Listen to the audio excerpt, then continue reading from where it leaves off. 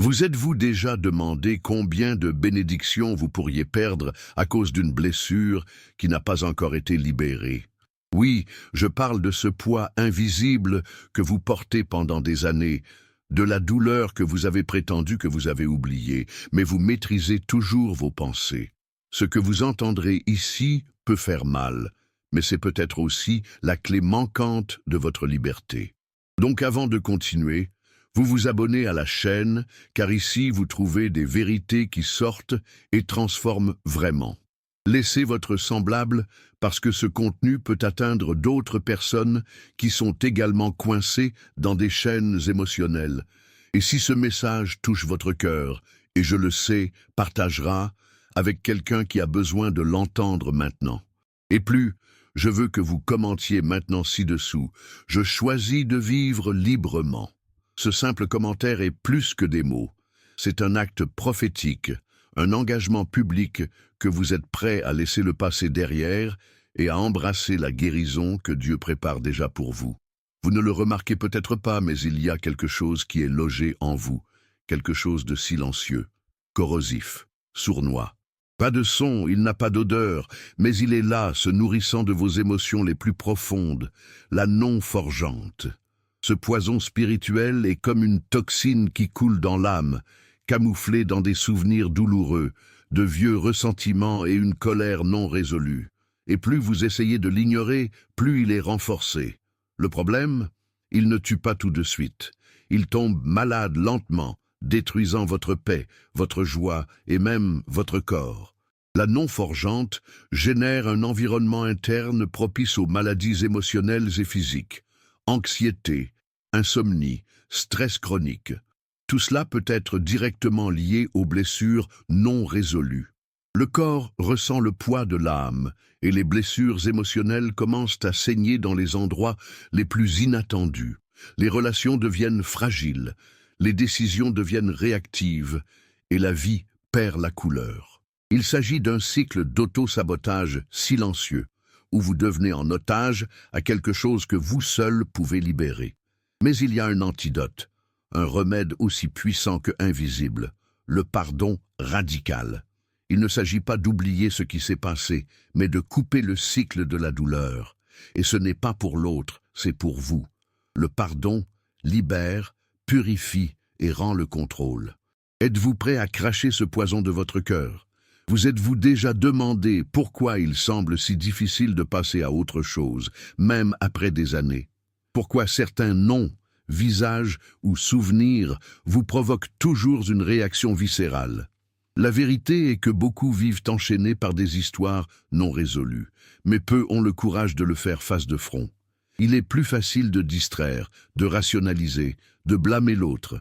Mais en attendant, l'âme crie de soulagement.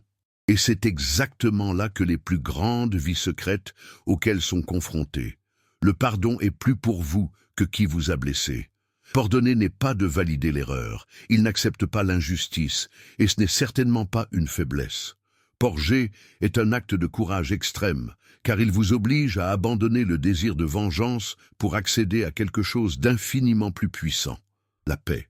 La plupart n'y arrivent pas, car cela préfère le confort de la douleur connu à l'incertitude de la guérison. Mais les élus, ceux qui décident de traverser le désert de l'ego, découvrent quelque chose qui transforme tout, la légèreté de l'âme propre. Cette vérité n'est pas pour tout le monde. C'est pour ceux qui sont prêts à casser les miroirs, à faire face aux blessures ouvertes et à reconstruire à l'intérieur. Le pardon radical n'est pas seulement un choix, c'est une révolution interne. Êtes-vous prêt à commencer à voir le monde avec de nouveaux yeux? Imaginez une serrure attachée à votre âme, limitant vos pas, verrouillant vos émotions, vous empêchant de vivre pleinement. Imaginez maintenant que la clé qui déverrouille cette prison est entre vos mains, mais elle est difficile à utiliser. Lourd, douloureux. Cette clé est appelée pardon radical. C'est le genre de pardon qui ne s'attend pas à des regrets, qui ne nécessite pas d'excuses. Il libère simplement. Ce pardon n'est pas superficiel. Il plonge dans les profondeurs des blessures plus âgées où le temps n'a pas guéri et la raison n'atteint pas. C'est le genre de pardon qui semble illogique, presque fou aux yeux du monde. Mais c'est précisément à ce stade qu'il devient divin. Lorsque vous pardonnez radicalement, vous vous reconnectez avec l'essence du Christ, celui qui a pardonné même ceux qui l'ont crucifié. Vous vous alignez avec la force majeure, une force qui restaure non seulement vous, mais tout ce qui vous entoure. Ce n'est pas facile, et personne n'a dit que ce serait le cas. Mais il n'y a pas d'autre moyen de vraie liberté non plus. Pardonner radicalement, c'est comme traverser une mer courageuse, les yeux fermés, faisant confiance que de l'autre côté, il y a des terres. Et il y en a. Il y a toujours. Faites juste le premier pas. Ressentez-vous un poids constant? Quelque chose qui vous empêche de passer à autre chose, même lorsque tout semble être à la surface? Vous pouvez être enchaîné, et je ne sais même pas. Les courants de rancune sont invisibles, mais réels. Ils se camouflent dans des phrases comme « j'ai surmonté » ou « je m'en fiche ». Mais au fond, il y a quelque chose de non résolu, quelque chose qui fait encore mal, qui crie toujours en silence en vous. Ces courants détiennent non seulement le passé, ils verrouillent l'avenir. Vous pouvez même gagner des choses, rencontrer de nouvelles personnes, des portes ouvertes, mais toujours avec le sentiment que quelque chose manque. Et c'est vraiment. Le pardon manque. Il manque de libérer. Vous manquez d'ouvrir la cellule à l'intérieur et de partir. La non-pardon est comme un prisonnier qui détient la clé et refuse toujours de l'utiliser. La question est pourquoi? Parce que c'est difficile.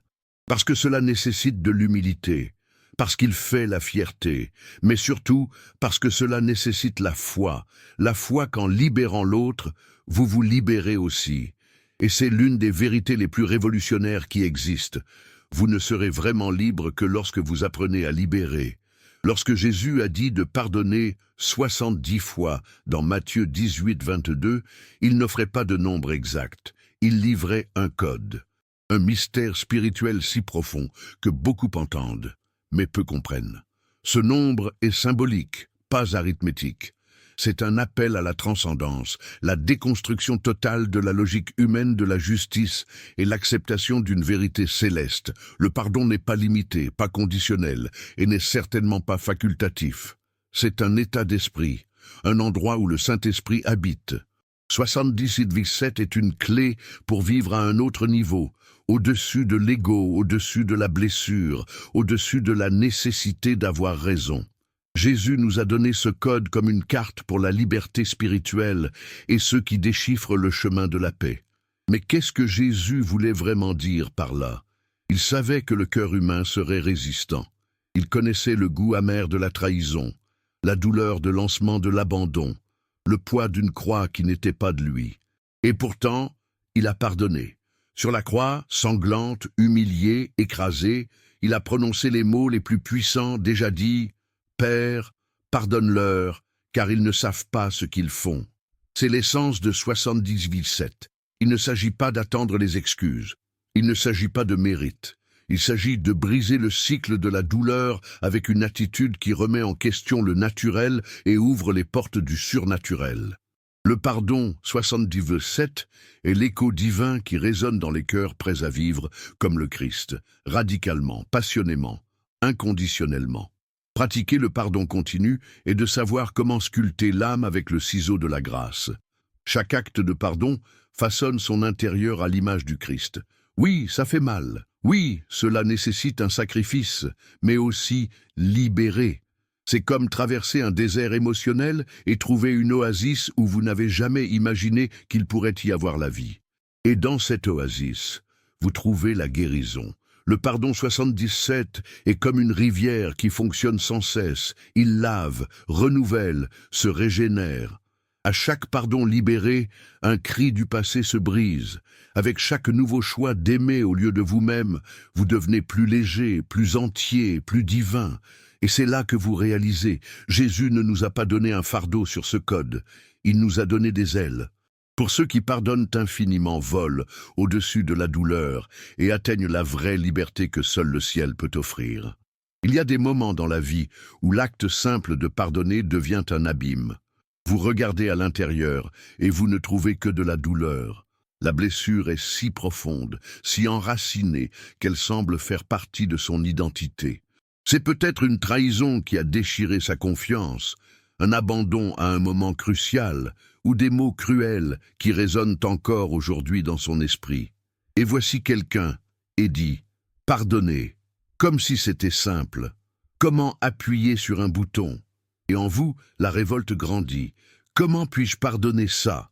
Vous vous demandez, et c'est le point où beaucoup abandonnent, parce que le pardon, quand cela semble impossible, c'est où commence vraiment la bataille spirituelle. Mais ce que peu comprennent, c'est que le pardon n'est pas né d'émotion. Cela ne dépend pas de vous, l'impression. Le pardon est une décision spirituelle, un pas de foi que nous faisons souvent des larmes, avec nos genoux tremblants, mais avec les yeux fixés sur quelque chose de plus grand. C'est une livraison, une reddition. Et c'est précisément dans ce lieu de faiblesse que Dieu agit avec plus de pouvoir. Ce qui semble impossible pour le cœur humain est totalement possible pour l'Esprit de Dieu qui habite en vous. Lorsque vous décidez de pardonner, même sans force, même sans vouloir, vous activez un mouvement céleste. Une chaîne de guérison commence à couler, invisible mais réelle, et progressivement vous sentez le poids enlevé, pouce pour centimètre. Ce processus peut être lent, cela peut prendre des jours, des mois ou même des années, mais la première étape est déjà libératrice. Vous n'avez pas à sentir que vous êtes prêt. Il vous suffit d'être disposé. Quand le pardonnant, cela semble impossible, c'est peut-être exactement là que Dieu veut vous trouver. Dans l'impossible, sur la limite, parce que c'est à ce stade que le pardon n'est plus humain et devient divin. Et lorsque vous vous libérez enfin, vous vous rendez compte que ce qui vous a dominé autrefois n'a plus de pouvoir.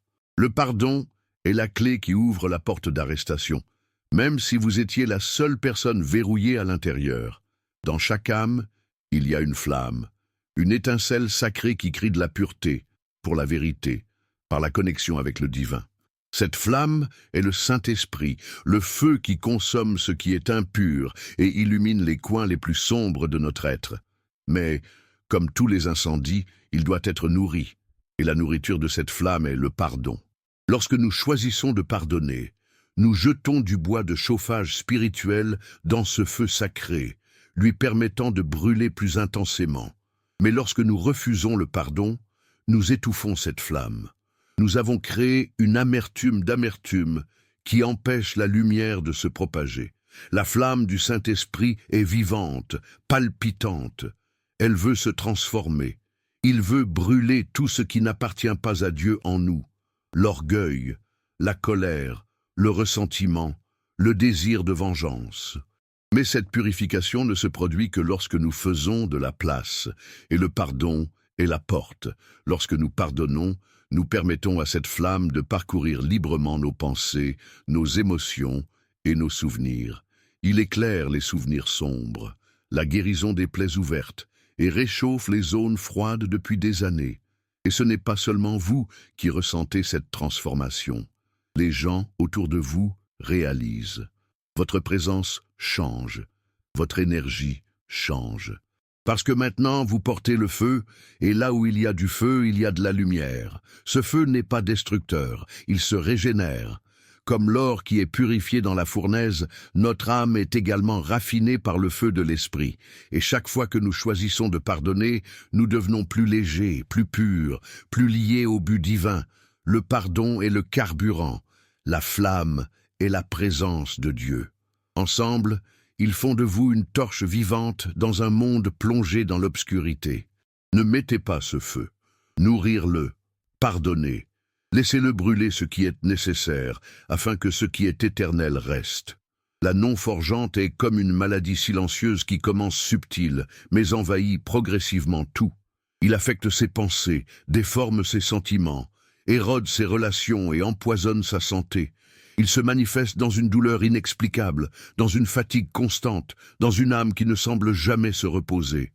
C'est comme vivre avec de la fièvre émotionnelle, toujours agité, toujours ennuyé, toujours tendu. Et plus le temps passe, plus la racine s'approfondit. Beaucoup essaient de guérir avec des distractions, avec une spiritualité superficielle, avec des phrases prêtes. Mais l'âme reste malade, parce que le seul vrai remède est le pardon. Le pardon radical n'est pas seulement un geste symbolique, c'est un antidote, un puissant remède spirituel qui commence à agir tout comme vous vous libérez. Il purifie. Il expulse des toxines émotionnelles qui étaient hébergées depuis des années. Il restaure sa connexion avec Dieu et déverrouille les zones de vie qui ont été verrouillées. Le pardon est comme un sérum qui nettoie la chaîne de l'âme, neutralisant le poison de la blessure. Et quand vous commencez à ressentir les effets, quelque chose change. Le souffle devient plus léger, l'esprit le plus clair, le cœur le plus ouvert. La guérison commence de l'intérieur. Mais comme chaque antidote, il a besoin de courage. Parce qu'avant la guérison, il affronte. Cela fait ressortir des souvenirs que vous avez essayé d'enterrer, des émotions que vous avez cachées même de vous-même. Mais c'est nécessaire. Le pardon est confronté puis guérir. Il secoue, nettoie, renouvelle. Et quand vous terminez enfin votre travail, cela laisse une paix si profonde que vous vous demandez comment vous avez réussi à vivre si longtemps sans lui. C'est le pouvoir du pardon radical. Non seulement pardonner, être guéri. La vie spirituelle est faite de choix, et peut-être aucune n'est aussi décisive que celle-ci. Voulez-vous être libre ou continuer emprisonné? Ce n'est pas une prison avec des barres de fer, ni des cadenas visibles. C'est une prison émotionnelle, où le geôlier et le ressentiment et la cellule est faite des souvenirs non résolus que vous refusez de libérer.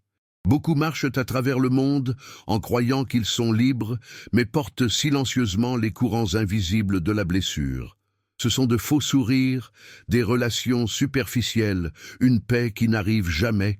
L'âme appelle à la liberté, mais la porte reste verrouillée, non pas par manque de clés, mais pour le choix. Le choix entre la libération et la prison n'est pas entre les mains de ceux qui vous ont blessé. C'est dans le vôtre. C'est l'une des vérités les plus puissantes que le pardon révèle.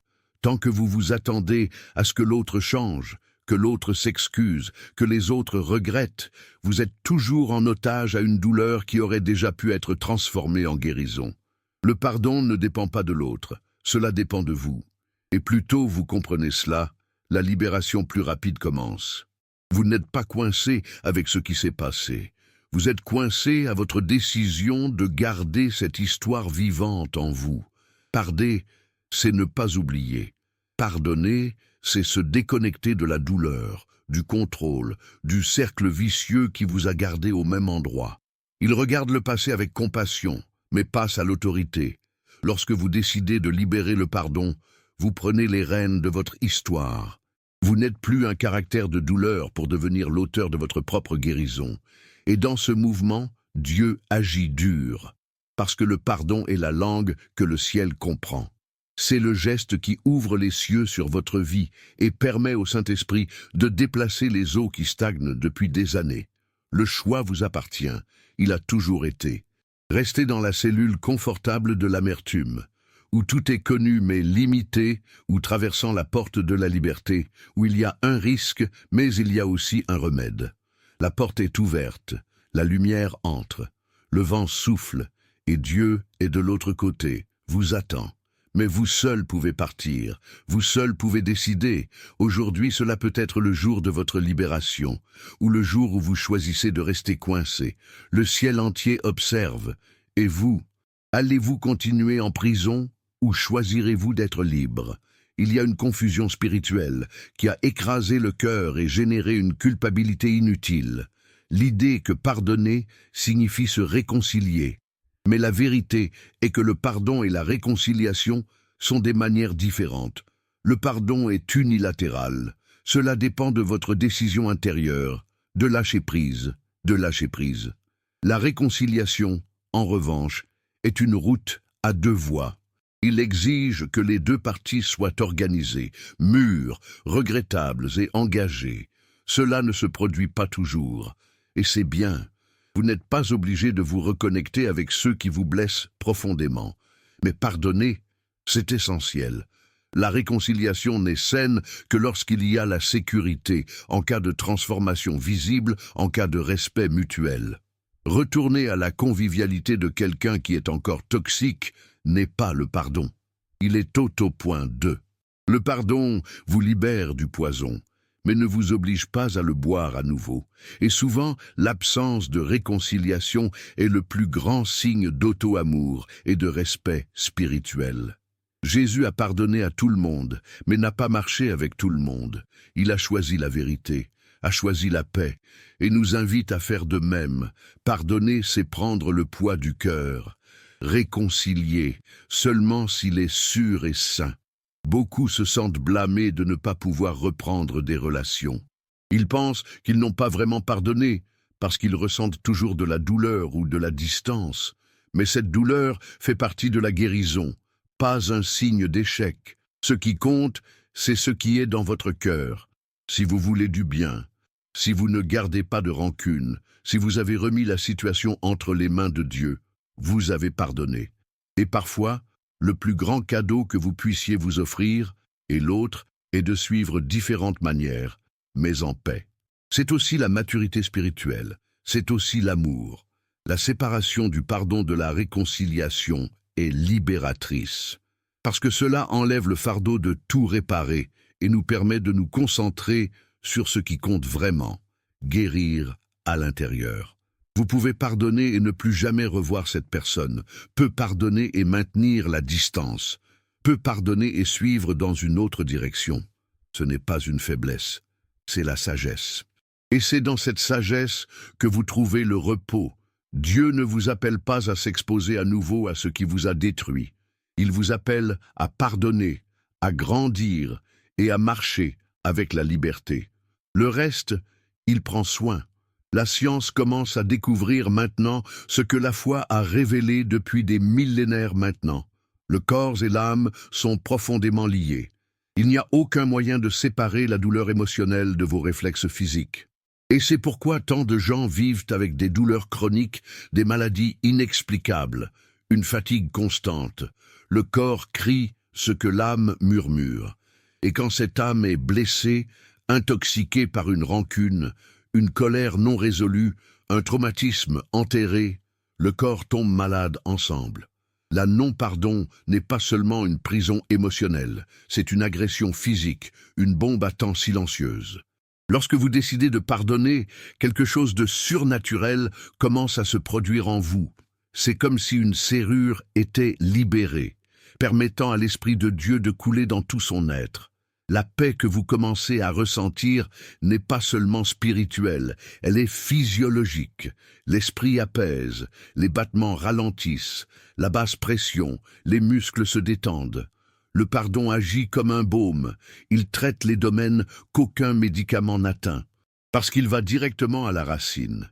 Il reconstruit ce que la blessure a détruit, et pas seulement cela, cela empêche de nouvelles maladies, guérison et protection. Ensemble, dans un choix. Pas étonnant que Jésus, lorsque la guérison des paralyses, a souvent dit « Vos péchés sont pardonnés ». Il savait. Je savais que le corps n'est complètement restauré que lorsque l'âme est propre, et le pardon est ce nettoyage. Pas un nettoyage de surface, mais une purification profonde, intense et transformatrice. Pardonnant est la médecine pour l'âme et le corps. C'est de renouer avec la source de toute guérison. Dieu. Et quand cela se produit, tout change. La santé aligne, la vitalité revient, la vie gagne en couleur. Le pardon n'est pas seulement un acte de foi, c'est le remède le plus puissant qui existe. Il y a une paix que le monde ne comprend pas. Une sérénité qui n'est pas achetée, qui n'est pas réalisée avec le statut ou l'argent. Cette paix est née d'un cœur propre. Et c'est précisément ce qui manque à ceux qui ne pardonnent pas. L'esprit de la rancune est bruyant. Il vit en relance des scènes, en répétant les dialogues, en nourrissant la colère en silence. C'est comme un film en boucle qui ne se termine jamais, qui porte, consomme, devient fou. Et dans le silence de la nuit, quand tout s'éteint, cet esprit ne peut pas se reposer. Parce que la non-forgeante est un bruit constant qui ne permet jamais de repos vrai. L'insomnie spirituelle est réelle. Peu importe à quel point votre lit est à l'aise ou à quel point la pièce est sombre, si l'âme est en guerre, le sommeil ne vient pas. Le pardon est l'oreiller de l'âme. Lorsque vous pardonnez, vous faites taire les voix, sortez des souvenirs toxiques, dissolvez des poids anciens. C'est comme si l'esprit pouvait enfin arrêter de se battre, arrêter de courir après des explications, des justifications, une vengeance. Pardonner, c'est mettre un point final où la douleur ne met que les ellipses. C'est pour dire « cela ne me maîtrisera plus ». Et avec cela, la paix arrive enfin, pas en tant que visiteur, mais en tant que résident du cœur. Cette paix est puissante. Elle réorganise sa vie, améliore votre santé mentale, renforce votre clarté émotionnelle, prend place à des décisions plus sages. Un esprit en paix est un esprit créatif, concentré et inspiré. Et le pardon est la première étape pour atteindre cet état. Donc, si vous avez porté de mauvaises nuits, des pensées obsessionnelles, des blessures qui reviennent comme des fantômes, sachez que le chemin du retour est le pardon. Il guérit non seulement l'âme, il renvoie le sommeil. Le pardon est le reste que votre esprit a toujours voulu. Il existe une sorte de prédication qui n'a pas besoin d'un microphone, pas de chair ni de mots. C'est le témoignage de ceux qui pardonnent. Dans un monde où tout le monde veut avoir raison, où l'ego est nourri quotidiennement, pardonner est un acte révolutionnaire. C'est comme nager contre le courant, rompre avec la logique du match revanche et embrasser l'essence de l'Évangile. Lorsque vous pardonnez, votre vie crie quelque chose que beaucoup ne peuvent ignorer. Il y a une manière supérieure.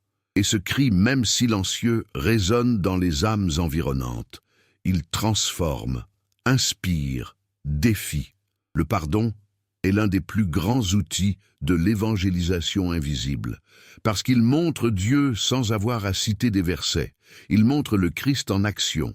Et quand les gens vous voient pardonner, même blessés, même sans excuse, même sans justice humaine, ils commencent à se demander d'où vient cette force. Et c'est dans cette question que le Saint-Esprit agit. Il plante des graines, il suscite les cœurs. Votre pardon peut être la passerelle vers sa foi. Vous devenez le reflet du ciel sur terre, un canal, un miroir du Christ. Mais ce témoignage commence à l'intérieur. Il n'est pas pour les autres, c'est pour vous. C'est votre âme qui dit à l'univers « Je choisis de ne pas être dominé par la haine ». Et lorsque vous vivez ce choix tous les jours, lorsque votre vie s'aligne sur ce principe éternel, le monde change autour de vous. Il peut être subtil, il peut être invisible, mais c'est réel. Le pardon déplace le spirituel, et le spirituel bouge tout. Si vous voulez être un messager du ciel, vous n'avez pas à porter de Bible, il suffit de porter un cœur prêt à pardonner. Il s'agit du plus grand sermon que vous pouvez prêcher. Christ n'a pas attendu que nous soyons parfaits pour nous aimer. Il n'a pas demandé que nous nous excusons, même si nous avons justifié. Il a simplement choisi de nous pardonner, alors que nous étions encore imparfaits pendant que nous le fouillions avec nos choix. Et ce n'était pas un pardon superficiel, c'était un pardon avec du sang, avec de la douleur, avec une croix. C'était un pardon qui a coûté tout. En regardant ce geste, nous réalisons à quel point nous avons résisté pour pardonner à l'autre beaucoup moins. Comment pouvons-nous recevoir un pardon aussi radical pour nous nier de l'offrir aux autres? C'est la provocation que le paradis fait à notre âme. Comprenez-vous vraiment ce que Christ a fait pour vous? Le vrai disciple du Christ ne porte pas seulement un nom, mais une réflexion. Et cette réflexion se manifeste dans la façon dont nous traitons avec ceux qui nous ont blessés. Pardonnant que Christ pardonnait est plus que difficile, c'est impossible sans le Saint-Esprit, parce que son pardon n'est pas sélectif, pas émotionnel, pas par le mérite. C'est une décision née de l'amour inconditionnel. Et quand nous choisissons de vivre ce genre de pardon, quelque chose en nous meurt, l'ego, le besoin d'avoir raison, la soif de vengeance. Et en retour, quelque chose naît infiniment plus précieux, la paix qui dépasse toute compréhension.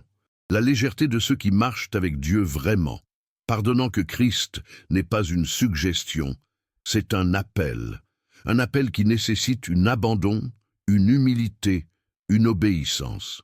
C'est l'invitation la plus difficile de l'Évangile, mais aussi la plus libératrice. Et lorsque nous acceptons cette invitation, notre vie devient un témoignage vivant de la grâce. Les courants de la pause passée et la lumière de Dieu brillent à travers nous. Pardonner en tant que Christ, c'est vivre au plus haut niveau spirituel. Il ne réagit pas avec la douleur et répond avec amour. Et c'est, mon ami, ce qui transforme le monde. Vous avez beaucoup marché. Il a fait face à des blessures, a pleuré des souvenirs, revisité un traumatisme. Il a lutté contre la fierté, a remis en question sa foi, et peut-être qu'il a même pensé à abandonner. Mais s'il est venu ici, c'est parce que quelque chose à l'intérieur de vous en voulait plus, veut vraiment se libérer. Et il y a une dernière étape, un acte final. La dernière serrure à supprimer, le pardon complet. Pas celui que vous dites de la bouche, mais ce que vous vivez avec le cœur. Le pardon qui efface la dette, qui libère l'autre une fois pour toutes, qui déclare à l'univers « cela ne me définit plus ». C'est l'étape qui sépare, qui ne survit que de ceux qui vivent vraiment. La liberté totale n'est pas l'absence de douleur, mais la présence de but. Lorsque vous pardonnez vraiment, même la douleur a un sens.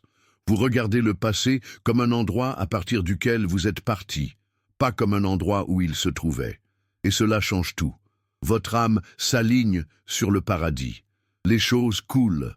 Les bénédictions trouvent de l'espace, la clarté revient, la présence de Dieu s'intensifie, le pardon est comme un pont invisible entre vous et la vie que Dieu a toujours voulu vous donner. Et quand vous montez sur ce pont, il n'y a pas de retour.